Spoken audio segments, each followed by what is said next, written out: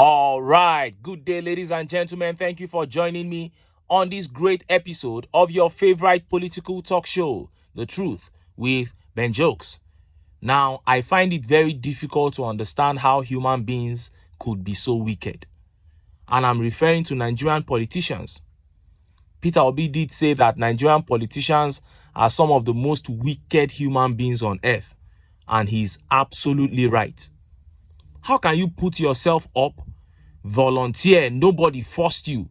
You got up and began vying for the most important position in the political, economic, social, and security essence of over 200 million people, knowing fully well that you have nothing to offer them.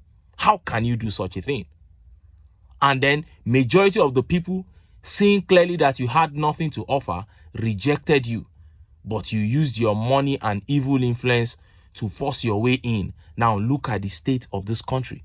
The APC government turned down all counsels given to them by experts on the economy until they brought the economy down into the abyss, down to its knees. In a space of just 12 months, import duties were increased 6 times. After the first increase, Peter Obi cried out. He said, "This is not the time to increase import duties. Inflation rate is already extremely high. People cannot feed. Businesses are folding up. How can you be increasing import duties now?" They ignored him. They didn't listen. They went ahead and increased import duty a second time. Obi warned again, but they did not listen. The Tinubu administration went ahead, increased import duty a third time, a fourth time, fifth, sixth time. And each time they did, prices of goods went up very, very crazily. Because when you increase import duties, the importers will just, carry the burden of the tax and place it on the prices of goods. It falls back on the consumers. And when you ask them, why are you increasing import duties? They'll say they want to generate money for government. Money for government to do what? To buy jets, to buy yachts, to buy SUVs and build new residences for them. Now, after insulting Peter Obi, who said it was wrong to increase import duties persistently, after destroying the economy, Tinubu, in his latest move, now wants to accept what Peter Obi has been saying. Before I show you his latest move and how Nigerians reacted, let me quickly show you this video. Peter Obi was in Grimad, Ayingba yesterday, and he donated 10 million naira to the Grimad College of Nursing. And after his 10 million naira donation, one of the priests in charge had this to say. To disabuse the minds of people who think that His Excellency Mr. Peter Obi acts for political reasons. No. His life transcends that.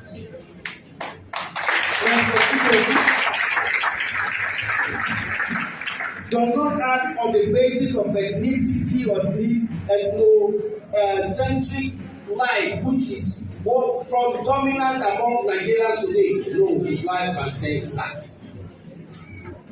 He's not a drama man. Today he's here on his own initiative. Why I'm telling the story that I did not invite him. He, because of his passion for education and for students, for development of health and capacity for education among the young people, that is why he is here.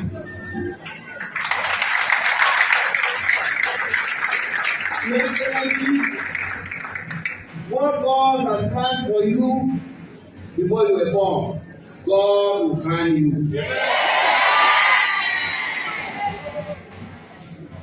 Nigeria today is suffering from good leadership. As we are here now, I had ordination here, and I spoke during the ordination that the standard of education in Nigeria has continued to be lower and lower and lower. The fear I have is that it will come to a point where there will be no standard to lower. When he was governor of Anambra State, Anambra was generally known as the place where they produce not really great young educationists. He transformed that concept For many years, Anambra students were taking first position in WAEC and JAM all over the country. What more can we ask? We are praying for you. We are praying for you. Nigeria right now is comatose. There is no need to go into details about that. He is not here for politics. He is here for the passion that he has, that is burning within him, to share the values of education with you, my dear students of College of Northeast Sciences and that. You saw that. Peter Obi, a gem, a giver, a leader. We cannot stress this enough. This man is going around the entire Nigeria. There is no place that he has not touched with his sincere and genuine giving. And look at how Nigerians reacted. Look at some of the tweet reactions. This tweet by Exalted Crown Adegoke says, Peter Obi money too long. How come man is comfortable doing this, but fellow politicians who embezzled unlimited public funds can't do the same? The answer is empathy. That is it. It's simply empathy. And Uncle Sam here says, doing all this with his personal funds. Imagine him being the president of Nigeria. Obi would have directed all the resources to the masses. Peter Obi is more than a leader. He is divine. Nigerians, we need to make this happen. Now, let us look at the latest move by Tinubu. Look at how the papers reported it. Breaking. Tinubu government removes tariffs on rice importation.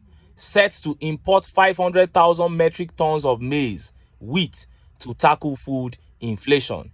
Bola Tinubu-led Nigerian government has announced measures to tackle the skyrocketing food prices nationwide. The Minister of Agriculture and Food Security, Senator Abubakar Kyari, said the measures will be implemented over the next 180 days. A 150-day duty-free import window for food commodities, which includes suspension of duties, tariffs, and taxes for the importation of certain food commodities through land and sea borders. The commodities the government is prioritizing to benefit from these include maize, husked brown rice, wheat, and cowpeas. The statement from the minister further noted that under this arrangement, imported food commodities will be subjected to a recommended retail price. The government further promised to ensure importation of only quality produce. In addition to the importation by private sector, federal government will import 250,000 metric tons of wheat and 250,000 metric tons of maize. The imported food commodities in their semi-processed state will target supplies to the small-scale processors and millers across the country. According to the government, it would engage relevant stakeholders to set a guaranteed minimum price and mop up surplus assorted food commodities to restock the National Strategic Food Reserve. Now, this is Tinubu promising that he's going to do this, and he's just partly implementing the things that Peter Obi has been telling him about. This is just partly implementing it. What Peter Obi was saying in full is that production is the first, that is your central focus. Your central focus is to produce your own food, invest massively in agriculture. But while you are doing that, don't increase import duties. Allow people to import. There's nothing wrong in importation when you cannot meet the food need of your people.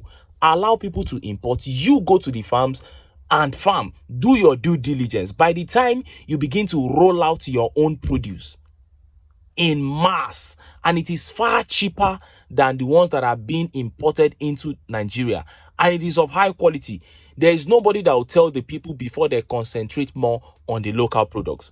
That was what Peter Obi was telling them. So you have to tackle insecurity. Make sure that farmers return to the farms while you are looking at importation. Not just saying you want to import, and now they are saying the federal government too is going to import. That's another way to embezzle money. Just open the borders, drop import duties, allow private citizens to import. Allow private individuals to do business. But this is Tinubu now trying to partly implement what Peter Obi has been telling him after allowing Nigerians to suffer for several months, for several years. It is now that APC is talking about making importation easy. And look at how Nigerians reacted. Look at some of the tweet reactions. This tweet by Queen B says, so he now wants to import foods, no longer produce what you eat, blah, blah, blah. This guy and his gang were never prepared for governance. They thought it would be by propaganda and bravado, abracadabra, like he did in Lagos. I built Lagos mantra. That is it. They were never prepared. Jumping from one policy to another, reverting their policies up and down is a clear sign of lack of preparation. And this tweet here says, hopefully this happens. These people just use their hand, put us for hardship. What's so hard in making things easy? Open the borders and monitor things properly. And Harrison replied, he said, how will his cronies then be the sole smugglers if the borders are open? That is it. Most of the smugglers are his cronies. We saw Dende the other day. The man was exposed and nothing happened because he's a friend of Sheyi Tinubu. But Polonium here has a different opinion. He said rather than spend that money to secure you and your farms, Tinubu and his boys want to import rice so that they can cash out with billions. I have been involved in the rice importation business as a banker. I can tell you the humongous profits involved.